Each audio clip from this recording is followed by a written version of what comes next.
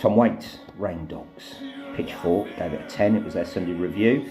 And so today we revisit the singer-songwriter's inimitable, there you go, not too bad, 1985 album, a romantic and carnivalesque masterpiece imbued with avant-garde sounds of New York.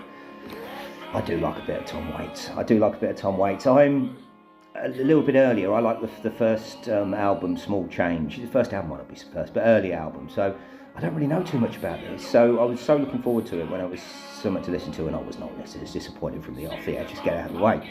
Pitchfork says it's a 10. I say it's a 10. Anybody listening to this who listens to it, it's a 10. You know, it's dark cabaret. I think it said cabaret-esque, and that was another word that came into my mind.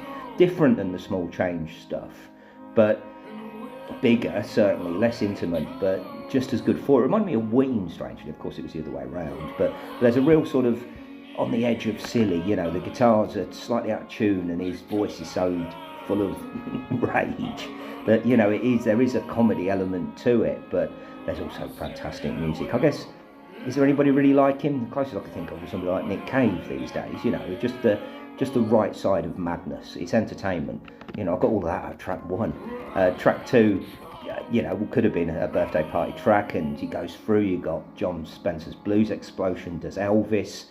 You know, you got a bit of Charles Mingus on Midtown. You know, I didn't know there was so much made. It's just an instant classic. Why have I not heard this album before? It's ridiculous. Probably have, but if I have, I just would have fallen in love with it because I have. And of course, I'm going to give this 10 more listens, and I'll do a track by track review. But yeah, just an amazing album. I think it's my first ever 10 out of 10 straight out the bat. There you go.